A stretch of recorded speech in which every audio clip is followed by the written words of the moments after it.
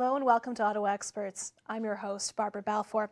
On tonight's show, we'll be talking about money and how it affects our lives from the cradle to the grave, how we can do a better job of managing it. It's true that money can't buy you everything, but it can make you awfully comfortable.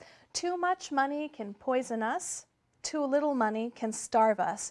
Here to help you find the happy medium are two of Canada's best money coaches. I'm so delighted to introduce to you our guests tonight, Janet Gray and Judith Kane. First, Janet Gray is a highly experienced financial planner and associate with Money Coaches Canada. She's also a regular contributor to numerous financial publications and television shows. Welcome to the show, Janet. Thank you. Thank you.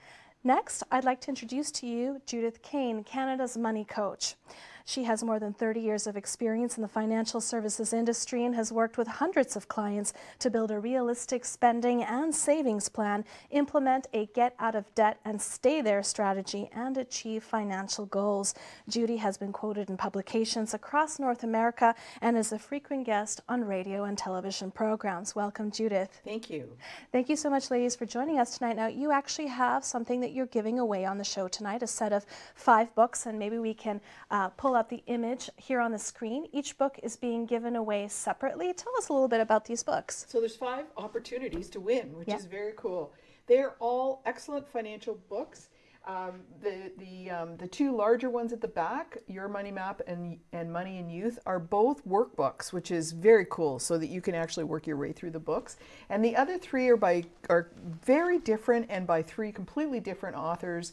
One of them is actually from Ottawa. Protect Your Purse, Doris Blend. Yeah. Wow, that's fantastic. Thank you so much for bringing those in. So if you want a chance at winning one or more of those books tonight, make sure you go to our Facebook page at Rogers TV Ottawa Cable 22. You have to like us and then comment below on the book or books that you're interested in winning. We'll contact you after we do a draw at the end of the week, and you just have to come to the studio to pick those up at 475 Richmond Road. So ladies, I wanted to start by asking you, how big of a problem do Canadians have with debt? How much of it is avoidable?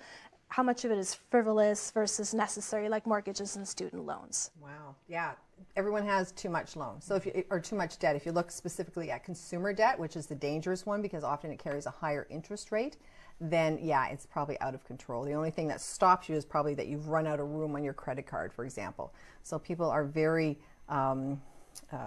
they're not able to stay within the parameters. They keep spending, they keep over-consuming, they keep buying new stuff and throwing off the old stuff. It's very consumer-oriented. Judy, you specialize in bringing your clients under control when the spending gets to be too much. I use duct tape. It sounds like a good strategy. You know, in the last few years, lines of credit have become so accessible for people. It used to be you couldn't have a line of credit unless you owned a home, and now anybody, now I see so many people who don't own a home who have managed to get lines of credit. And so what's been happening is that people, build up debt on their credit card and they don't pay it off. They aren't able to pay it off, and so they get a line of credit. And so they move the balances over to their lines of credit. And then if they do have a house, they roll the line of credit into their mortgage. Then it starts all over again. The cycle starts all over again. They start filling up their credit card, and then they move it over to the line of credit, and then they have to refinance their mortgage again. And so it's this real hamster wheel of debt. And so my job as a money coach is to kind of put a rein on that and stick my finger in the hamster wheel and actually stop it and say, okay, time to get off and fix this. I've met many people who don't seem to be making a lot of money, and I'm kind of amazed at the levels of debt that they seem to have accumulated. Meanwhile, like you said, they don't own homes, they don't own cars. It sort of baffles you. How did they get there? The funny thing is, too, that they don't actually feel good about it. Yeah. You think with all this spending, it's going to make them happy and enjoyable, but they actually feel really miserable and depressed and embarrassed and ashamed. So there's a lot of anxiety and just bad feelings about themselves and what the situation they've got themselves into. So it's not a happy place for them to be. The reason that debt has accumulated so much is really the interest, because on credit cards it can range anywhere from 20 to 30%. So if you've got $1,000 that you're carrying over on your credit card, $200 is the interest that's going to be charged if you carry that for a year.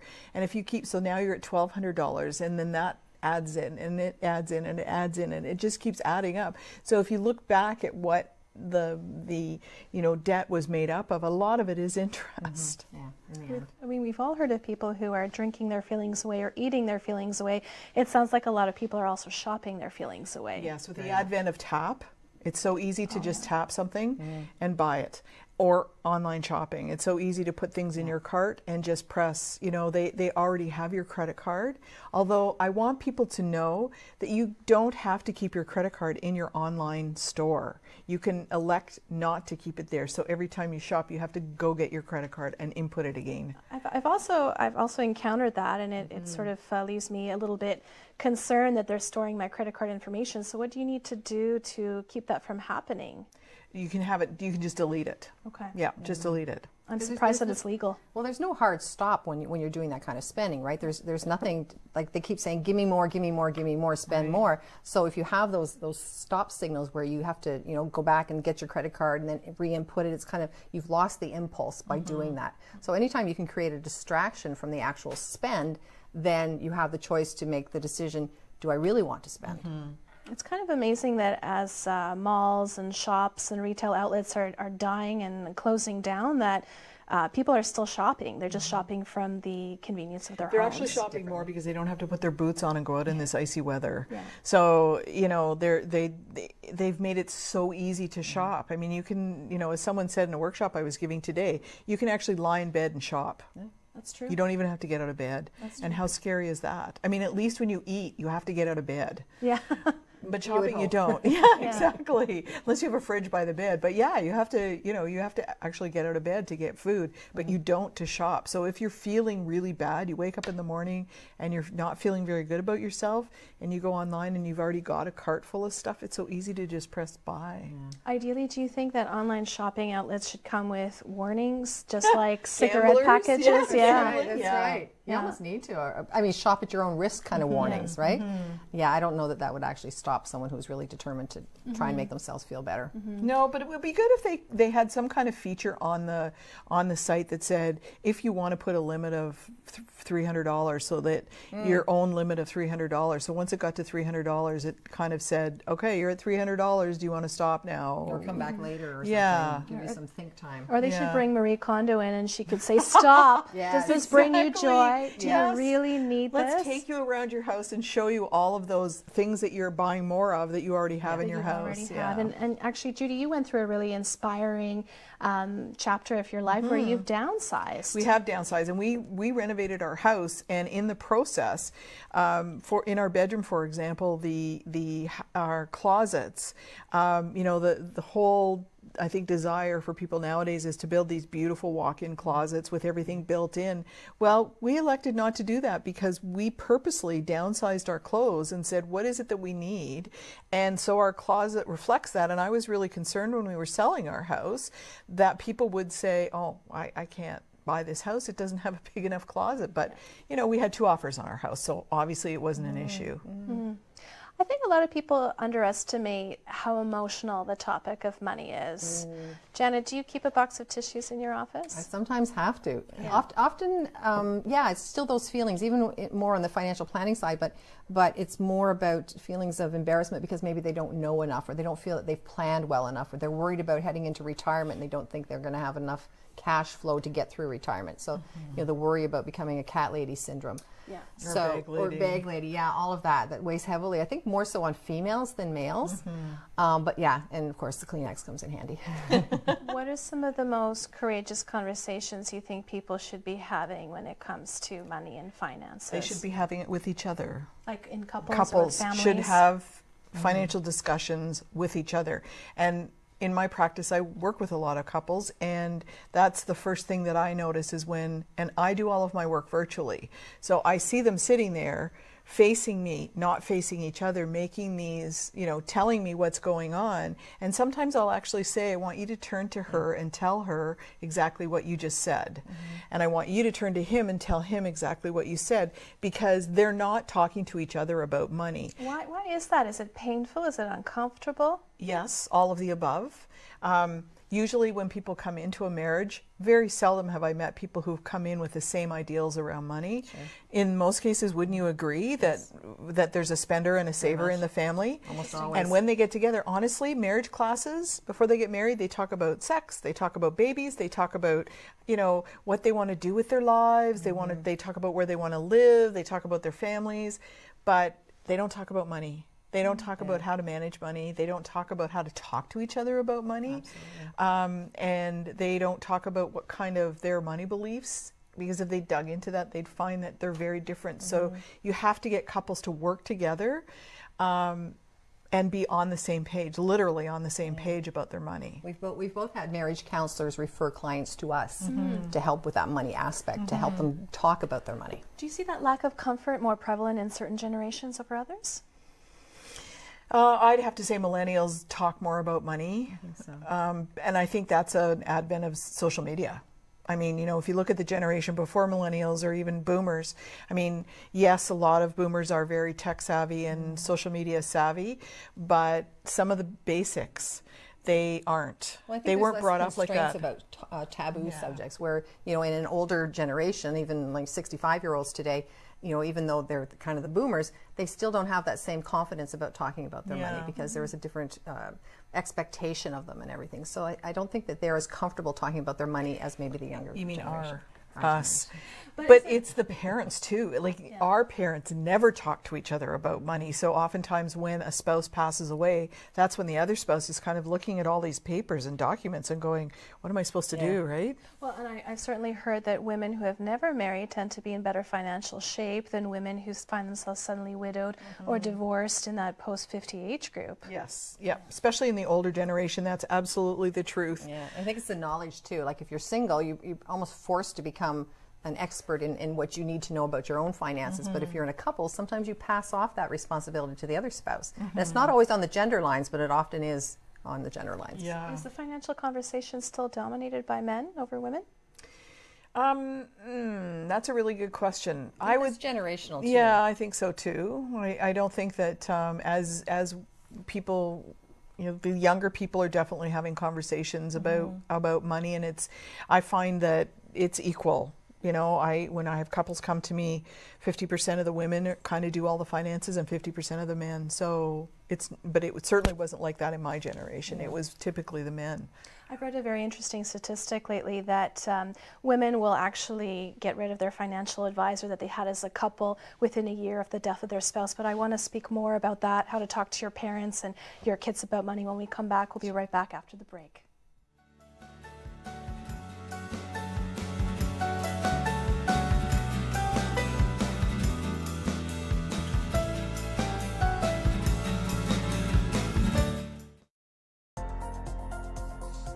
The following program is brought to you by Rogers Anyplace TV. Enjoy exclusive content for free. Visit RogersAnyplaceTV.com.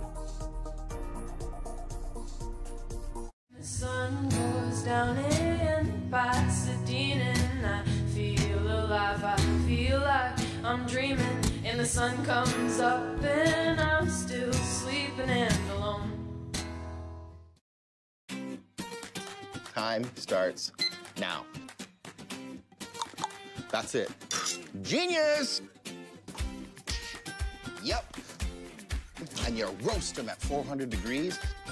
Boom! Game changer. Time's a-ticking. Let's talk about some chicken. It smells so divine.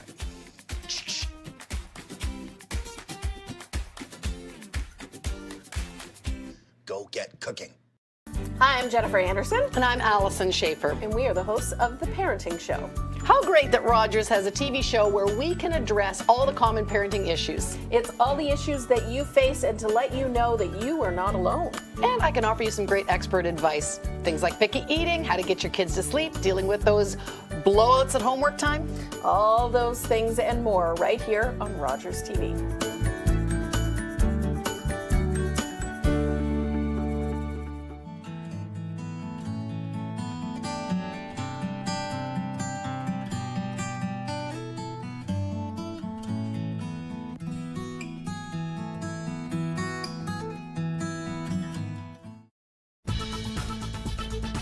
uninterrupted speeches from Canada's business leaders, visionaries, and social figures.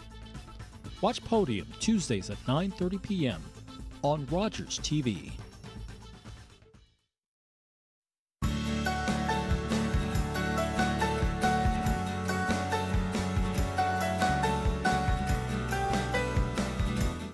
Welcome back to Ottawa Experts. I'm your host, Barbara Balfour. On tonight's show, we're talking about money with Canada's best money coaches, Janet Gray and Judith Kane.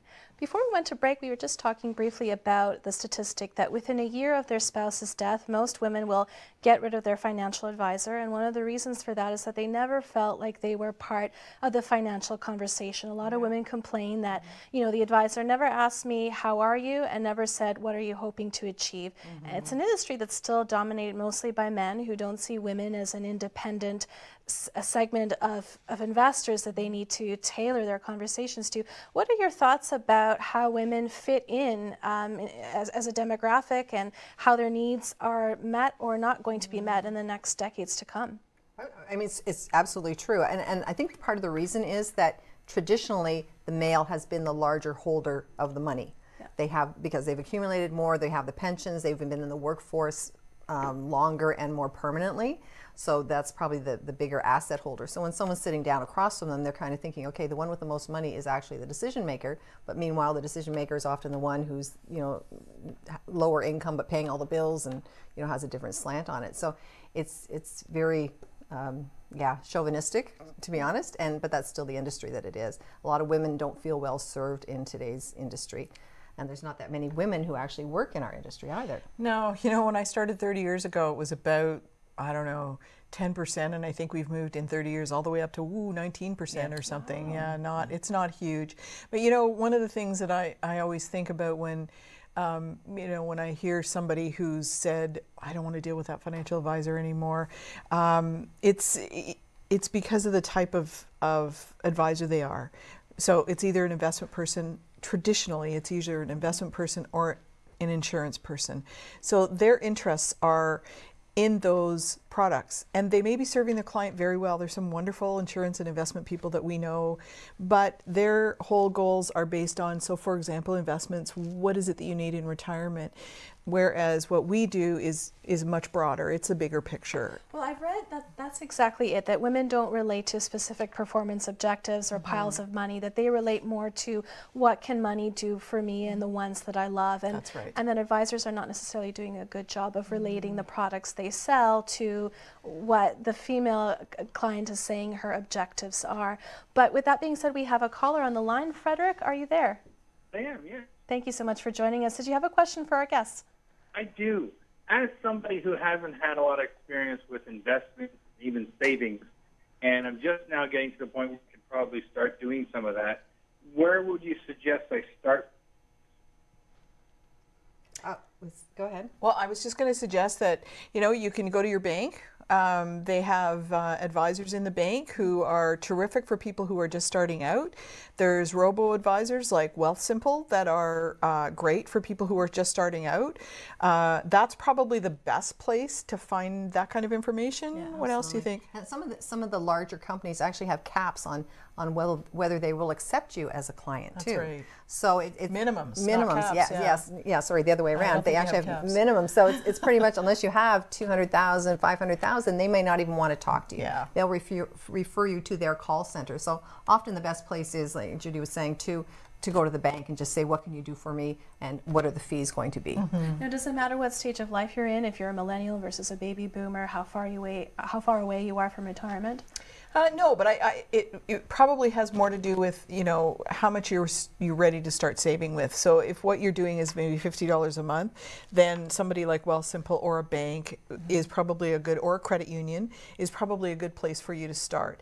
If you've inherited a significant amount of money, then I think that you need an advisor. Yeah. I think you need a professional to talk to. But it also would depend too on how comfortable you are online, because the robo-advisors are totally online. So you have to be comfortable with doing a money exchange. You know, yeah, you can call them up too, but it's still pretty much virtual. Right. Versus if you want to talk to someone in person, then it's a bank, pretty much. Thank you so much for calling in, Frederick. Thank you.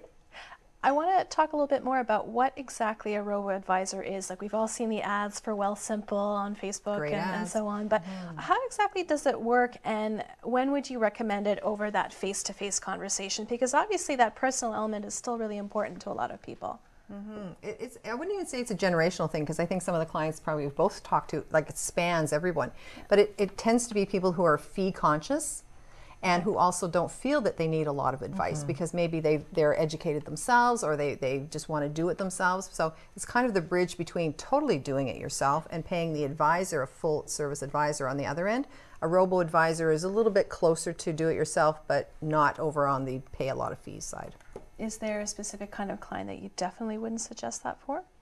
I wouldn't suggest it for someone who has inherited money or had a receipt. Someone who you know, needs advice. who now moves into a big job where they're making significant amount of money, bonuses. I think that you really need to talk to an advisor, a planner, a money coach, a financial planner. Yeah, and then you're dealing with things like lifestyle creep, right? Like when you're making more money and then all of a sudden you blow all that extra money you're making on a nicer car or a bigger house or a better vacation.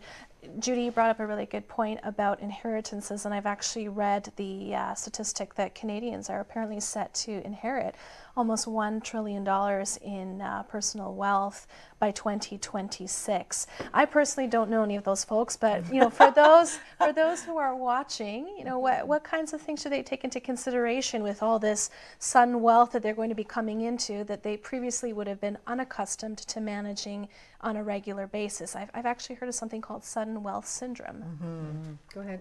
Well, we talked about this earlier. I think it is somewhat of a myth, because I think, you know, the people that have the wealth right now, who they think are going to transfer this down to the next generation, are actually living longer. All these diseases that used to kill our you know, grandparents and great-grandparents, people are now surviving, and they're needing care. So if you go into a retirement home and you need care, you know, like 2-lift, 3-lift care, you could be paying $6,000 a month. So all of that wealth that people thought they were going to inherit, you know, it could be cut in half. That being said, I think that it's really important to have conversations with your parents so that everybody understands what's happening and what the person wants, what the person with the money wants, right? You know, the kids may decide that they just put mom and dad in a nursing home because they want the money. Well, if that's not what the parents want, they want to go into a retirement home, then you need to have that discussion with your kids. Sounds like elder abuse might come into play there. Well, it's certainly, yeah, you have a lot of experience with that through CARP, And I want to talk about that in a second, but first we have a caller. Julie, are you with us? Hi, yes I am. Hi, thank you so much for calling. Did you have a question for our guests? I do. What is like a good trick or tip to like saving money when you don't have a lot of money? You brought some props in for us. Introduce your props. Well, I brought tonight something called the 52-week challenge, which is a really money challenge, which is a great way to save some money. You can start at the beginning. It doesn't matter when you start. You put $1 in the first week, $2 in the second week, and so on and so on. And by the 52nd week, you've put $52 in. You will have saved $1,378. Wow. So that's one way of doing it. Put it on a shelf so that you don't have, you know, it's out of sight, out of mind, but just remember to put the money in every week. How do you resist the temptation to dip into it? Well, you can put stickers or photographs or something. So if you're saving it for a trip to Cuba, for example, put those pictures all over it, and then you're less inclined to take the money back out. Okay. I put people on budgets and I have them use envelopes, and once the money's gone out of the envelope, it's gone until the next time that they fill the envelopes up again. So that way you're really limiting the spending that you're doing. You're really keeping control without having to track anything, and you could have money going into a savings account. So you've kind of forced yourself to create some kind of savings. How do you decide what's a reasonable amount of money to put in each envelope? Well, that's when you need to see a financial planner or a money coach. Yeah, wonderful. Julia, does that answer your question? Yeah, very much. Thank you so much. Have a good evening. If you send me an email, I'll send you the template. Oh, that would be great. Yeah. Yeah, I will. Perfect. Don't forget to check out our Facebook page and we'll put it on the Facebook page. Yeah. Don't forget to check out our Facebook page and let us know if you'd like to win one or several of the books. You have to like our link and comment below, and we will do a draw at the end of the week. So you gave us some great tips on how to save money, and you've brought some other props as well. Yes, piggy banks are always a good way. Yeah, and this is talking about kids. This one here, it's really about teaching your kids how to learn about money at a really young age. You can start as probably as young as 2, 3, 4, just with play money, getting them to understand the feel of it and the size of it, and don't eat it, you know, that kind of thing. But when we talk to kids, we say, okay, well, here's kind of 4 things that you need to know about money. Okay. So one of them is save money. So save money, spend money, donate money, invest money. And you do it proportionally so that they understand that, yes, there are some short-term spending that you can do, but you also need to maybe give to people that are less fortunate. You need to save it for the next time, you know, the next larger expense you want, but also invest it for your future. So those are really 4 key points that you want to, you know, instead of giving your kid $1, give them 4 quarters, and they can see that they need to divide it up. Pull some stuff out of your pantry and play grocery store with them. Okay. Yes. And so they run the grocery store, or you run the grocery store, and they have to buy groceries from you. And you can use Monopoly money or some kind of fake money, but it teaches them that lesson about having to use money to buy groceries. And then when they get older, you can actually take them grocery shopping with you. It's the best way to teach your kids about money, is to take them grocery shopping and give them a little list with some real money and say, okay, you have to buy everything that's on this list. Because kids think that cash, well, they don't know cash, first of all. They think everything's plastic. Where do you get money? We used to tell our niece that there was a little man that was in the ATM, and we give him our card, and he'd ha-ha-ha behind it. Financial literacy. I know. A long time ago. She didn't believe it much longer than that. But, you know, that's how the disconnect. And we enforce that disconnect because people never see us. They think that it's infinite. You know, of course you've got money, you just use your card. You'll hear hear kids say, I want this, and mom or dad will say, well, we can't afford it right now. Well, can't you just put it on a card? Wow. Yeah, so they have no concept of the fact that mom had to work 3 days to pay for that pair of jeans or the pair of shoes. Well, math skills are obviously a really important part of the equation. And are we doing a good job of teaching our kids math in school? There's nothing taught about financial literacy in schools. Yeah. There was an initiative, a pilot project that was started 2 years ago, and then we had an election and a new government in, and it's off the table now. Right. So if there's any teaching going on, it's because it's at the instigation of the teacher themselves. That's right. And it's still, you know, it's hard to you know, deviate from curriculum that's forced on them to include something that's, you know, life-changing potentially, and to try and slip that in the cracks, it's kind of hard to do. So it just really doesn't get done. Another thing that I've noticed we don't really teach in school, you know, in addition to saving money, is how to make more money. So how can you negotiate your salary? How can you ask for a pay raise? I mean, these are really important skills, especially for women, since they still don't make as many dollars on the cent as their male counterparts. When we come back, I want to talk about how to talk to our parents and the older generation about money. So don't go away. We'll be right back with lots more on how to manage your money and make it work for you.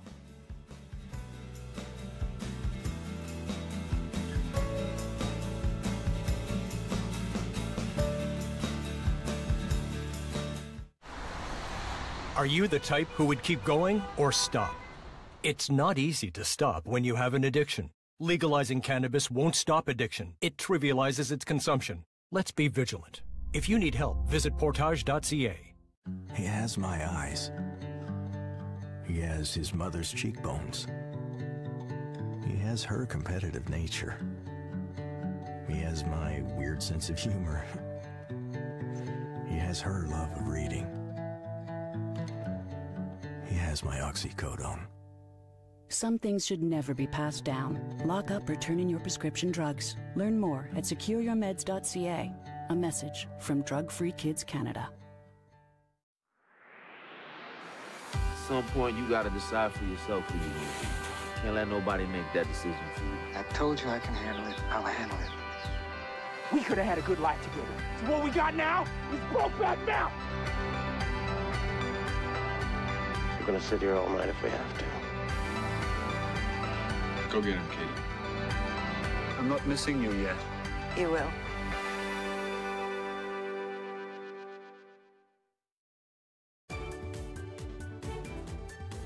Hi, my name is Ken Malcolm, and I'm a volunteer here at Rogers TV. I retired from commercial banking 4 years ago and have been volunteering here at Rogers for the past 3 years. I like to give back to the community, and Daytime Ottawa is all about the community. I would recommend Rogers TV to anyone interested in volunteering. So what are you waiting for? Each week on Real Talk with Sarah, I'm joined by experts in the field of wellness who share their expertise and guide us to optimal health of mind, body, and soul. Join me Sundays at 8 p.m. for Real Talk with Sarah on Rogers TV.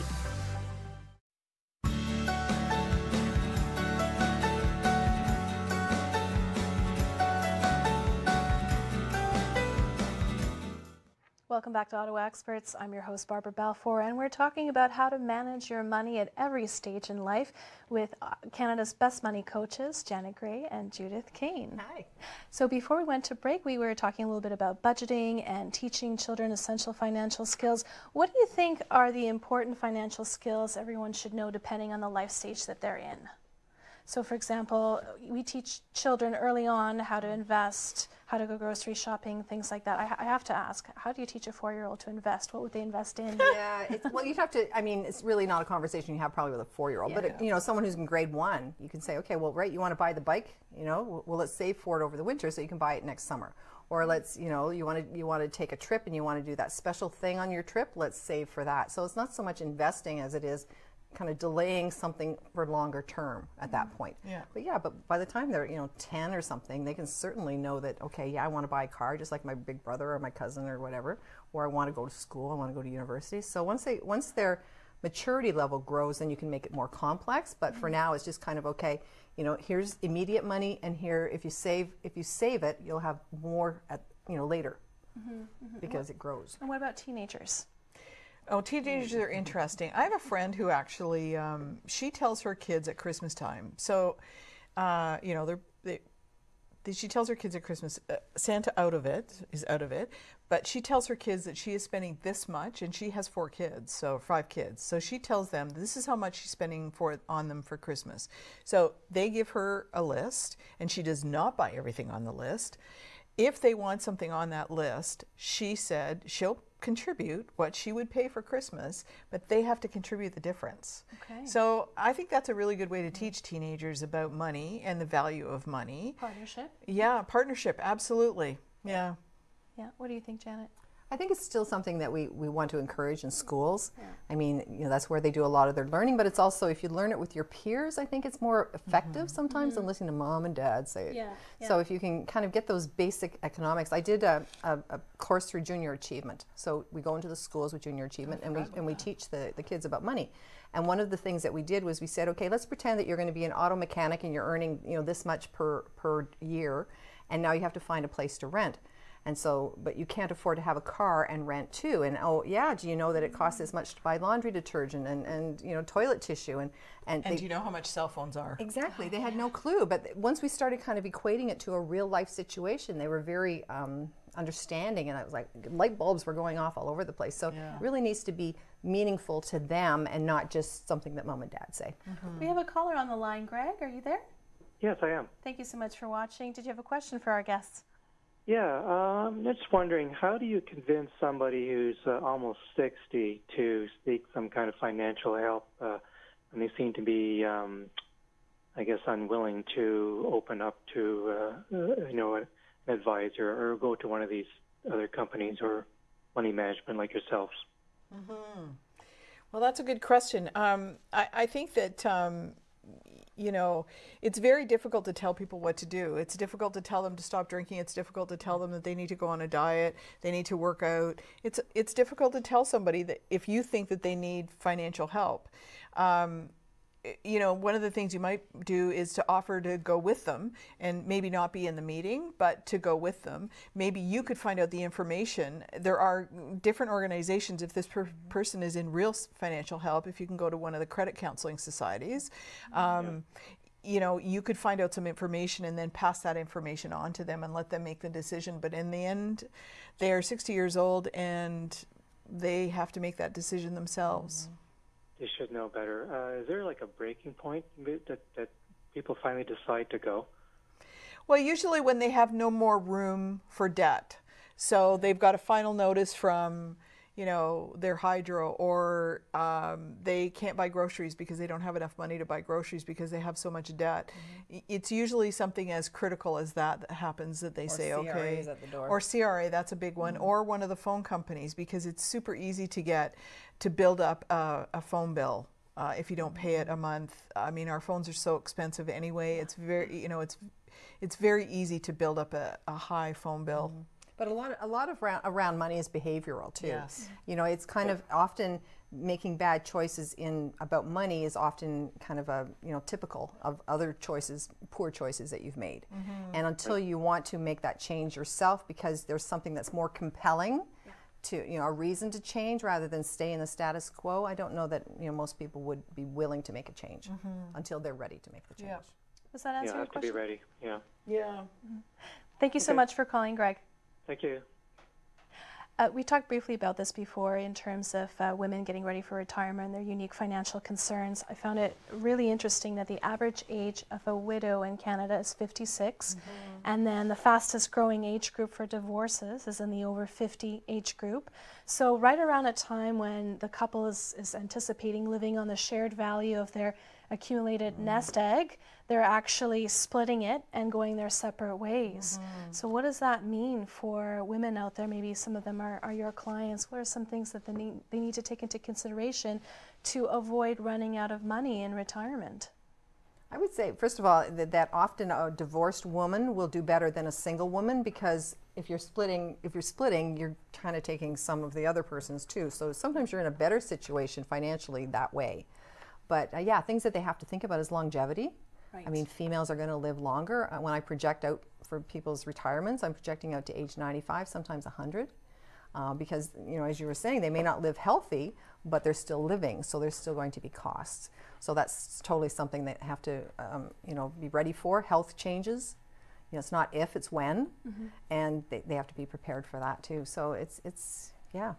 I think there's a myth around divorces and finances, that when you divorce, let's say that you had a big house, well, you're just going to sell the house and you'll take the equity out of that house and you'll split it, and then you'll each be able to buy your own house. But here's the thing, you've got to buy furniture because one person's going to get the furniture and the other one isn't. You've got legal fees to pay, and I mean, it's a high price market right now. Yes. So your big house might not translate into two smaller houses. It might translate into two very small townhouses or condos or no house at all. Yeah. So I think there's that myth behind, people splitting up and being able to have these two households. So, and if you have one spouse that was working and one spouse that wasn't, that person now has to carry two households, whereas they had one household.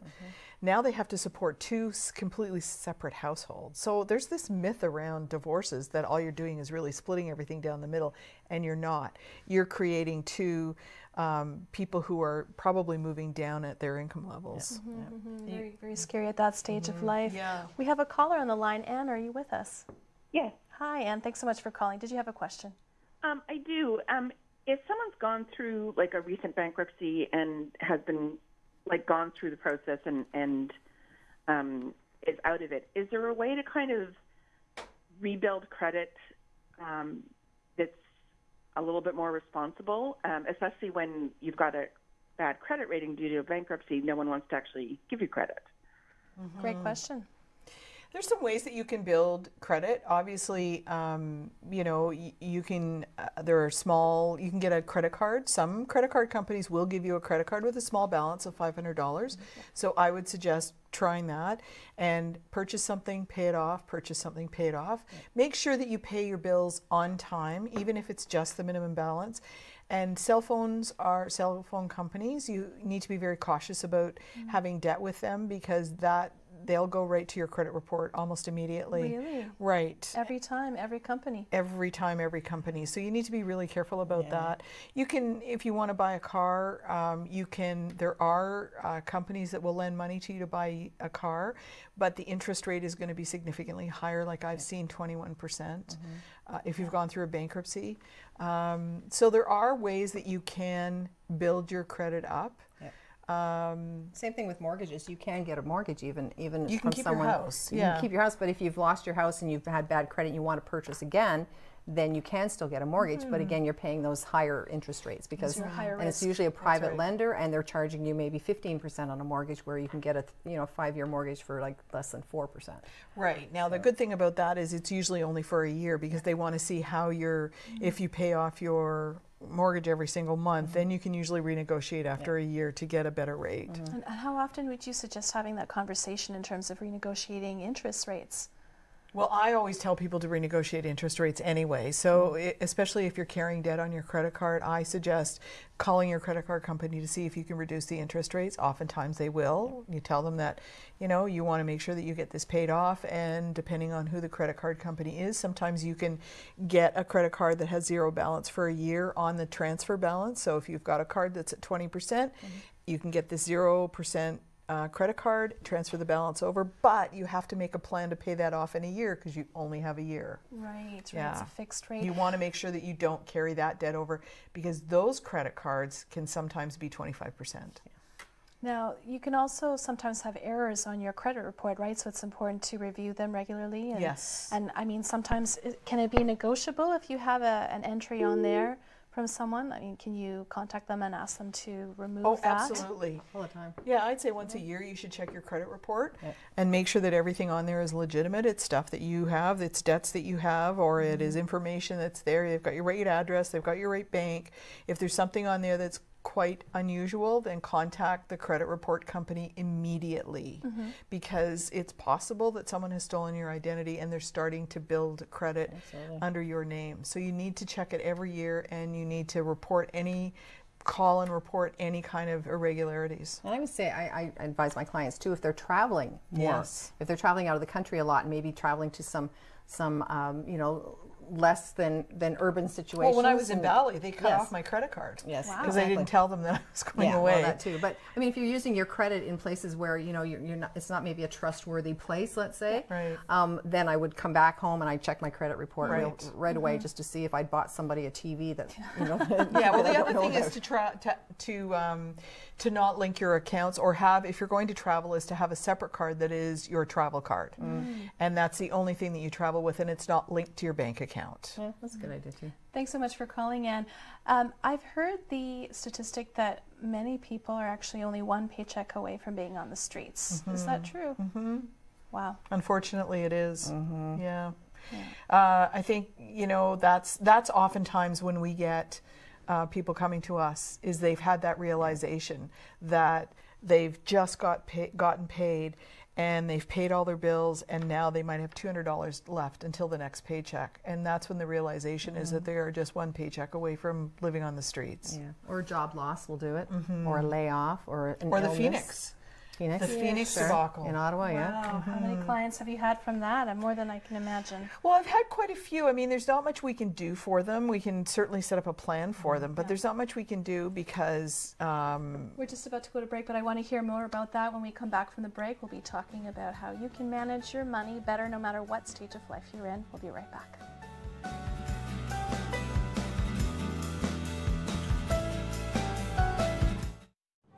The world's most famous Canadian, Grey Owl, just back from a triumphant British tour, is to be a reluctant guest at a gathering of First Nations. Archie, you may not realize this, but right now you are the most famous Red Indian in the world. These are your people. You have to be there. Come on, Harold, let's go. Sure, I'm sure. His name is Archie Bellini, and if he's a Red Indian, I'm the King of China. It is an honor to meet the man called Grey Owl, who has brought much respect for our people. Imposter, rascal, dreamer, and yet the Englishman who called himself Grey Owl awoke the whole world to our vanishing wilderness. My brother says, men become what they dream. You have dreamed well.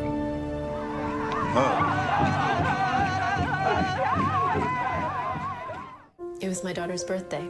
She was blowing out the candles on her cake when we heard coming from the TV. So we stopped and listened. And it helped us get to safety. That's why when I think of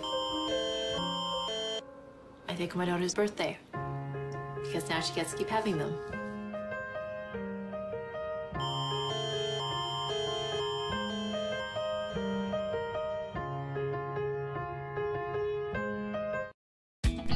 I'm author, speaker Kathy Donovan. Join me for television that's good for your body, mind, spirit, and business. It's Refresh Your Passion here on Rogers TV. Celebrate Ottawa is a collection of stories for, by, and about the people, places, and rich history that make Ottawa such a vibrant place to call home. Tune in Sunday evenings at 7:30.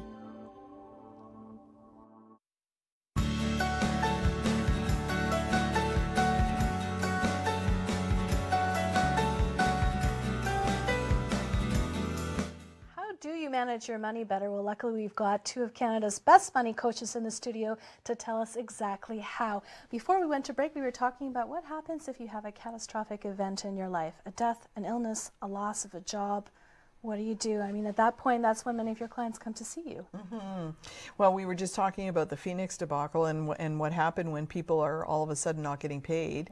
You know, they have to go into their lines of credit. They're using, they were given emergency funding, but not much of it. And not nearly enough, I'm sure. And not nearly enough. And now what we're hearing is that people now are being told that they have to pay things back that they actually never got paid for. So it's a real mess, and it really does put people into into a bit of a financial mess. Well, not to mention the stress that it causes, and the anxiety, and the sleepless nights, and how can you plan for your future when you still are kind of unstable in the present? Yep. I mean, it's a mess. That's when the lack of having an emergency fund or the lack of preparation or financial literacy really catches up to you. Mm-hmm. Well, some things you just can't avoid. I mean, I did have a client come, and he got a promotion, and it was 2 levels up. He had the promotion, he was working the job, but he didn't get the raise financially.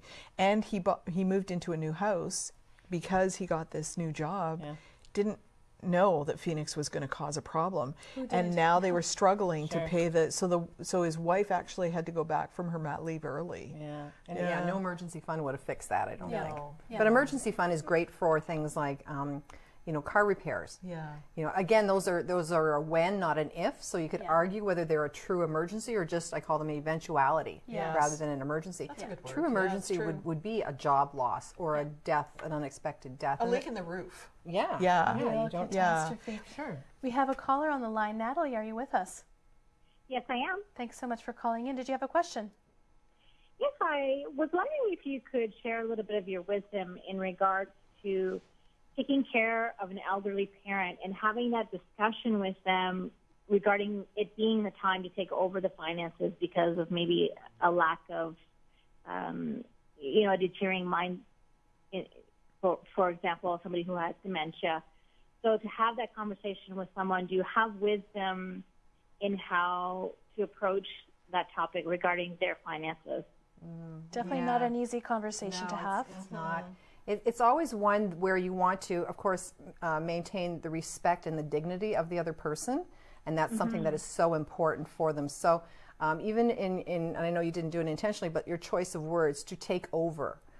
They don't like anyone to take over their stuff. So they're looking for maybe assistance or some guidance, but it's still, and you almost want to plant the seed so it feels like it's their idea. I often use stories in the third party. So, you know, my friend's mother, she had an incident with her banker, and here's how they handled it. What would you do if that happened to you? And then just kind of, you know, rather than forcefully asking them, you kind of, you know, get it in kind of the back doorway. So it's still, you know, getting to the answer. But I mean, if they have dementia, then, you know, you'd have to go to the bank and say, can I act as their power of attorney? But then you have to fill out, you know, legal forms. You have to have them, maybe their capacity evaluated and certified that they do have dementia. So that gets you to another level, and yeah, it does get a little complicated. Now, you also have a lot of experience with elder abuse. Yeah, it can totally happen where, you know, the banks and the financial industries, institutions, they have to push back a little bit and say, well, you know, you just can't walk in and say, I'm here to act on my mother's or father's behalf. You have to have legitimate legal authority to do that. So you can't just do it without having the proper papers, which is the power of attorney agreements, as well as having the capacity agreement too. Any thoughts, Judith? Well, it's funny because my mother's 85, and so, you know, she's still living independently, but we have had these discussions, and the first thing that I did was make sure that she was was actively paying her bills, that she was filing her taxes. And then my brother and I had the discussion with her and said, you know, you've had a couple of strokes, so would it make sense for David and I to be, you know, named on your bank account, so that if something happens to you and we have to pay any of your bills when you're if you're in the hospital, then both of our names are on there and we can do that. So that's kind of one way to get into that. But, you know, you have to really watch your script, your language, when you're talking to seniors, because you do not want to take over that parent role, right? You want to be an advocate for them. You want to be an assistant to them. You don't want to take care of them or take over for them. And it's obviously, we all have hindsight's 2020, but it's better to start these discussions before any kind of illness incapacitates them. Yeah. Sensitive topic for sure. Thank you so much for calling in, Natalie. I wanted to talk about self-employment. It struck me that all three of us at this table are self-employed. You know, the Uber driver who brought me to work is self-employed. My makeup artist and hairstylist are self-employed. The gig economy is here to stay, it seems. And do you really need to be financially savvy to pull that off? What are some unique considerations for pension and retirement planning if you work for yourself? I think the most important thing is to ensure that you understand your taxes when you're self-employed, because it's completely different than working for someone and in February getting a T4 and filing your tax return, and maybe you've got an RSP contribution, but that's kind of it. Your taxes are super easy. And I have had so many people who have come to me and said, okay, the first thing is I haven't filed my taxes in 4 years. They're self-employed. And really, it's a function of not knowing what they're supposed to be doing. So if you're self-employed, the first thing that you need to do is become very knowledgeable in what your tax requirements are. That would be my suggestion. I agree. And I mean, there's a lot of people that are in business for themselves that are in it for the passion and not for the business. So the passion comes first and then the business comes second. That's why we have struggling artists. Absolutely, absolutely. So you really do need to have a business plan and a financial plan to know that, you know, I can't earn $15,000 and spend, you know, $75,000. You know, the other way around is a good ratio, but not that way. That's just disaster heading. And then it becomes, as one of our colleagues says, it becomes a hobby and not a business. Yes. So you want to make sure that your business is sustaining of itself and it can employ you successful. And then, of course, if you can pay taxes, that's good. That's a good sign of a healthy business. Oftentimes I see, you know, in a couple, one of them wants to have a side hustle, which is what they're calling it, a side gig.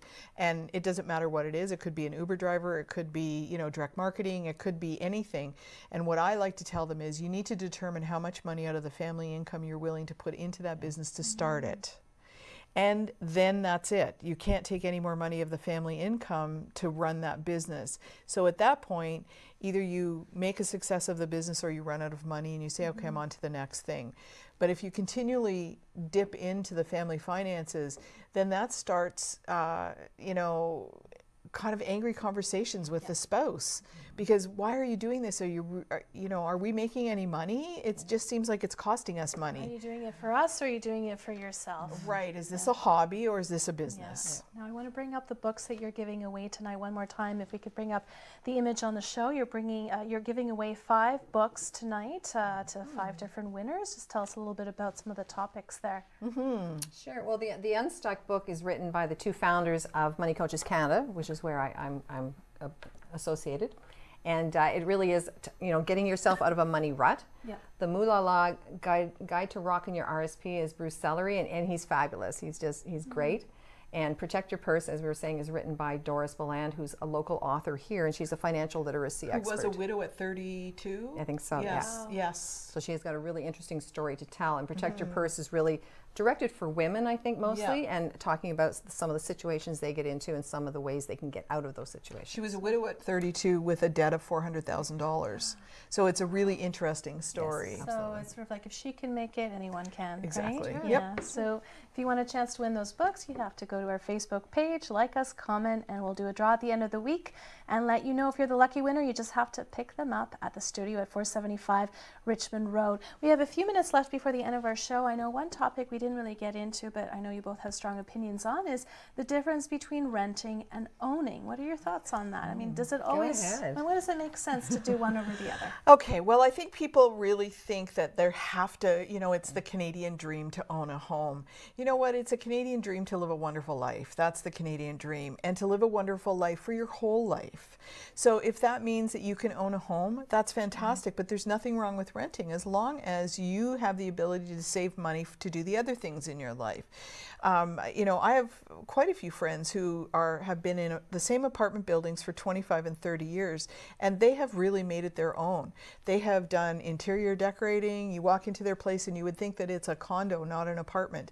And I think that, you know, what I'm seeing people doing is creating 2-hour commutes because they can't afford to buy something that's close to their work, and so they have to buy farther and farther out of the city, and they forget that it's now going to cost them 2 hours in time to commute, but it's also going to cost them another mortgage payment in the wear and tear on their car, the gas, the parking, and is it really worth it to live that far out of the city when possibly they could live in the city and rent? And is there a sense of shame with renting? Yeah, I would say in some generations probably. Yeah, in some generations I think it's kind of the thing to do. You know, you're 45, why don't you own a home? Yeah. Right. But the younger people, I spoke to someone yesterday who was 37 years old, and he says, you know, I don't own a home, and he says, and I don't think I will own a home, but he's going to travel and he's doing all kinds of cool things that he wants to do. But I don't think that generation, let's say 35 and under, is feeling as much pressure to own, and maybe because the reality is that they simply can't because of the price of housing in a lot of the markets. But I also talked to some of my senior clients that, you know, once they've separated, divorced, or their spouse has died, that like, do you really want to buy a house when you're 70 years old? Yeah. So we talk about renting at that point too. So there's no shame in it, and also there's the freedom of, you know, I can go whenever I want. I can end my lease versus selling a house and the maintenance and the. So at some points it's a hardship. I have a friend who's in Thailand right now, and last year she was in Africa, and in between Africa and Thailand she was in Bermuda, and that's her desire is to live in an apartment, and she lives in a purpose-built apartment. So that means that it's an apartment building, so she knows it's not going to be sold from underneath her. So if you rented a condo or a house, you may run to that in that risk that it's sold from underneath you. But if you live in an apartment building, and that's what she does, she saves her money and she just travels around the world. Yep. Fabulous. We just have a minute left till the end of our show. Any final thoughts, wisdom to share with our guests? Don't spend more than you make. Yeah. Teach your kids. Okay. And where can we find you? JudithKane.com is my website. I've got lots of information on there. I'm on Facebook, Canada's Money Coach, Judith Kane, Canada's Money Coach. I'm on Instagram. I'm on Twitter. I'm all over the place. Same for you?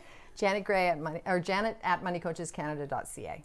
Wonderful. Wonderful. Thank you so much for sharing your wisdom. We look forward to giving away your books that you've so generously given away to our viewers tonight. And also you mentioned that you'll be posting a template for our viewers on the Facebook page as well. What I'll do is I'll post a picture of it, and if they want the template, they have to email me. Perfect. Thank you so much. It's been a pleasure having you. Absolutely. We'll see you in the studio next week. Have a great night. Thanks for watching.